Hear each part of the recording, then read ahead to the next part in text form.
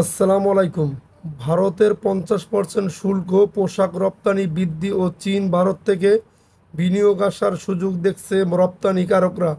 Bangladeshi garments শ্রমিক ভাই বোনদের জন্য একটি সুসংবাদ, কেননা আপনারা এই ভিডিওটি মনোযোগ সহকারে দেখবেন, তাহলে বুঝতে পারবেন। দেখার আগে অবশ্যই আমাদের চ্যানেলটি সাবস্ক্রাইব করে পাশে থাকা বেল বাটনটি অন করে রাখবেন। এই সুযোগ কাজে লাগাতে শিল্পে গ্যাস সংকট দূর করার উপর সর্বোচ্চ গুরুত্ব দেওয়ার কথা বলছেন রপ্তানিকারকরা। বাংলাদেশের পোশাক কারখানার কর্মরত শ্রমিকদের একটি ছবি দেখতে পাচ্ছেন।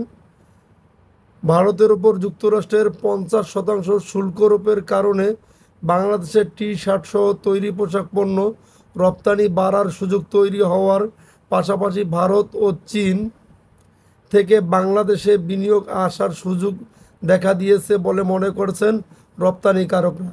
এই সুযোগ কাজে লাগাতে শিল্পে গ্যাস সংকট দূর করার উপর সর্বোচ্চ গুরুত্ব দেওয়ার কথা বলছেন রপ্তানিকারকরা। এছাড়া রাজনৈতিক স্থিতিশীলতা, বন্দর ব্যবস্থাপনা সহজতর করা, বিনিয়োগ, পরিবেশের উন্নয়ন এবং ব্যাংকিং সেক্টরের সংকট দূর করার উপর গুরুত্ব দিয়েছেন তারা। রাশিয়া থেকে জ্বালানি তেল আমদানির কারণে ভারতের ওপর বুধবার অতিরিক্ত 25% পাল্টা শুল্ক আরোপ করে যুক্তরাষ্ট্র। এর মধ্য দিয়ে দেশটির ওপর প্রায় 50%, মোট 50% বাড়তি শুল্ক আরোপ করল যুক্তরাষ্ট্র। এছাড়া চীনের ওপর 54% বাড়তি শুল্ক আরোপ করেছে যুক্তরাষ্ট্র। এর ফলে বাংলাদেশ ও ভিয়েতনামে বাড়তি অর্ডার আসার পাশাপাশি চীন ও ভারত থেকে বিনিয়োগ আসার সম্ভাবনা দেখা দিয়েছে বলে জানিয়েছেন তারা। যুক্তরাষ্ট্র সহ বিশ্ববাজারে সবচেয়ে বেশি তৈরি পোশাক রপ্তানি করে চীন।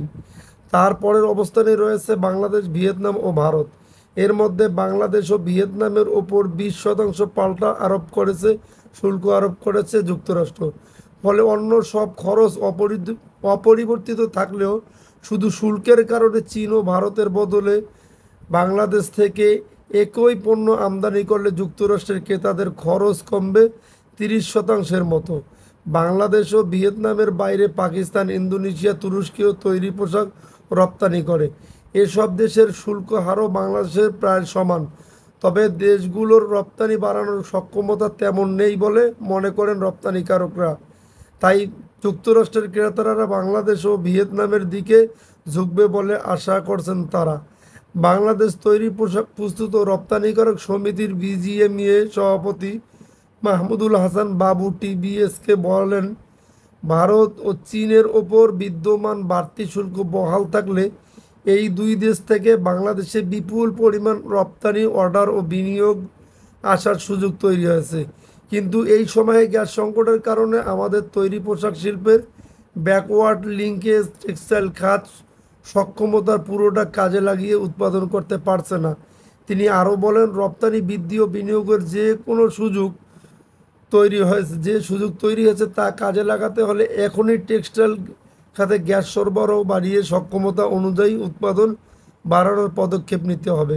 আমাদের ব্যাকওয়ার্ড লিঙ্কেজ ও সাপ্লাই চেন শক্তিশালী করতে হবে, কারণ বিদেশ থেকে ফেব্রিক সুতা আমদানি করে রপ্তানি খুব বেশি বাড়ানো যাবে না। Bangladesh network manufacturers and exporters অ্যাসোসিয়েশনের বিকিএমইএ সভাপতি মোহাম্মদ হাতেম বলেন, ভারতের ওপর 50% শুল্ক বহাল থাকলে বাংলাদেশের টি শার্ট সহ অন্যান্য পোশাক রপ্তানিও বাড়বে। তিনি বলেন, বাড়তি শুল্কের কারণে চীন ও ভারতের পোশাক রপ্তানি কমে যাবে। ফলে যুক্তরাষ্ট্রের বাজারে সরবরাহের যে গ্যাপ তৈরি হবে তা সরবরাহ করার সক্ষমতা বাংলাদেশ ও ভিয়েতনাম ছাড়া আর কারণেই। ফলে আমাদের সামনে রপ্তানি বাড়ানোর বড় ধরনের সুযোগ আছে। এই সুযোগ কতটা কাজে লাগাতে পারবো তা সরকারের কিছু সিদ্ধান্তের ওপর নির্ভর করবে। বিকেএমই সভাপতি আরও বলেন, রপ্তানি ও বিনিয়োগ সম্ভাবনা কাজে লাগাতে হলে আমাদের গ্যাস সংকট দূর করতে হবে, বন্দরে কাজের গতি বাড়াতে হবে এবং ব্যাংক খাতে অর্থায়নের যে সমস্যা চলছে সেটিও দূর করতে হবে। বিজিএমই এর সভাপতি ও বাংলাদেশ চেম্বার অফ ইন্ডাস্ট্রিজের বিসিআই সভাপতি আনোয়ারুল আলম চৌধুরী পারভেজ বলেন, ভারত টি শার্ট ও ফ্যান্সি ও হাইলি ডিজাইনড লেডিস আইটেম, নারীদের নান্দনিক ও জাঁকজমক ফ্যাশন সামগ্রী এক্সপোর্ট করে। তারা মূলত মধ্যম ও উচ্চ দামের পোশাক রপ্তানি করে থাকে। তিনি বলেন, ভারতের রপ্তানি করা টি শার্টে অ্যাম্বুসড ডিজাইন ও বিভিন্ন রকমের ছোট ছোট পুঁতি থাকে। আর ভারত যে ধরনের লেডিস আইটেম তৈরি করে, বাংলাদেশ সেগুলো তৈরি করতে পারে না। আমরা কম দামের অধিক পরিমাণ পোশাক রপ্তানি করি।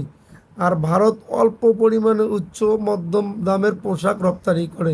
বিসিআই সভাপতি বলেন, ভারতের ওপর বাড়তি শুল্কের কারণে আমাদের টি শার্ট রপ্তানি বাড়বে। একই সঙ্গে আমাদের যে চীন যে ধরনের পোশাক রপ্তানি করে, যেহেতু উচ্চ শুল্কের কারণে বায়াররা ওই সব দেশ থেকে আইটেমগুলো আমদানি করতে অনাগ্রহ দেখাবে।